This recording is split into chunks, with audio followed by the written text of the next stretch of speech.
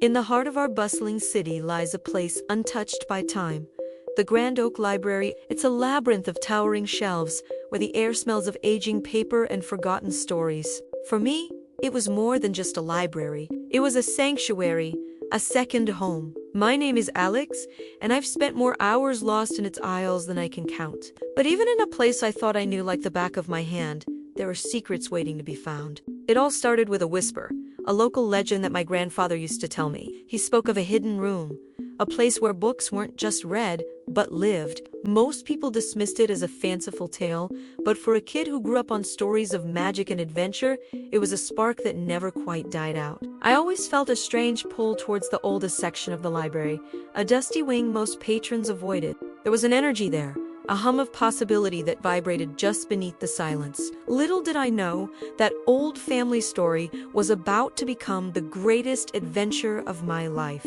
My search began not with a grand quest, but with a simple, misplaced book. It was a tattered copy of Myths of the Unseen, tucked away in the history section. As I pulled it from the shelf, a small, folded piece of parchment slipped out from between its pages. It wasn't a bookmark, it was a map, but not of the library I knew. It was hand-drawn, with spidery ink lines depicting familiar sections alongside cryptic symbols and a route that seemed to lead nowhere, ending at a solid wall in the library's oldest wing. My heart pounded. Could this be it? The first real clue? Over the next few weeks, the library became my puzzle box. I spent every spare moment deciphering the map. A symbol of a crescent moon led me to the astronomy section, where I found an old star chart hidden behind a loose brick. A drawing of a coiled serpent pointed me to a book on ancient myth, inside which was a pressed, brittle flower I'd never seen before. Each clue was a breadcrumb, a small piece of a much larger mystery. The trail led me deeper into the library's forgotten corners, places where the dust lay thick as velvet and the silence was absolute. I felt like a detective in my own story, piecing together a narrative written decades, maybe even centuries ago. The final clue was the most baffling. It was a riddle, etched onto a small brass plaque I found attached to the bottom of a globe, where words sleep and stories wake. Give a knock for goodness sake. Find the guardian carved in wood, where silent knowledge has always stood. The guardian carved in wood. My mind raced through every sculpture and carving in the library. Then it hit me. The massive, ornate oak tree carved into the end panel of a bookshelf in the far corner of the oldest wing. It was a beautiful piece of craftsmanship that I'd admired 100 times, but I'd never truly seen it. I rushed to the spot, my hands trembling with anticipation. The wooden panel was seamless, solid. There was no keyhole, no handle, nothing to suggest a door. I remembered the riddle, give a knock for goodness sake.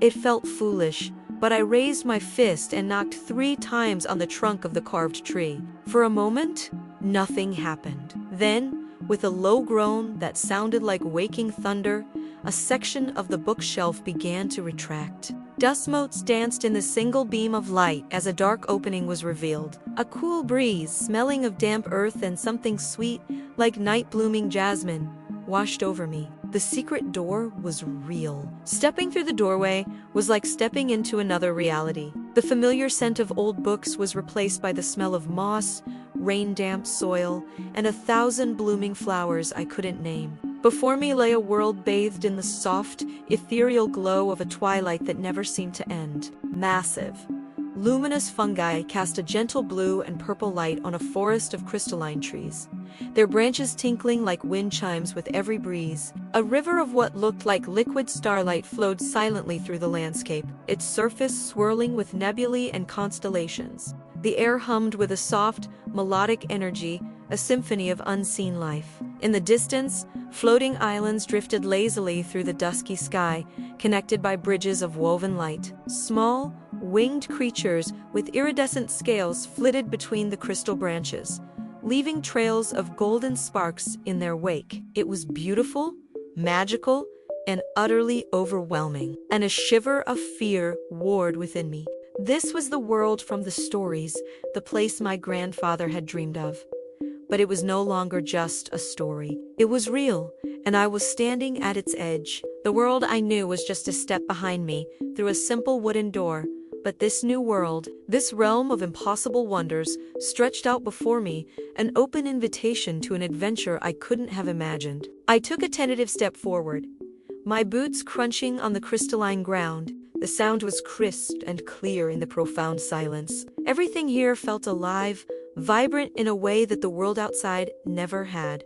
I reached out and touched one of the glowing mushrooms. It was cool and smooth, and it pulsed with a soft, steady light, like a beating heart. Looking up, I saw that the sky wasn't a sky at all, but an endless, vaulted cavern ceiling covered in shimmering geodes that mimicked a starry night. This wasn't just a hidden room. It was a completely separate world, tucked away behind a shelf of books. I walked towards the river of liquid starlight. Kneeling at its bank, I dipped my fingers in, and the water felt like cool silk, swirling around my hand in patterns of galaxies. For a moment, I saw images in the water, not reflections, but visions of far-off places, of mountains that pierced the clouds and cities made of pure light.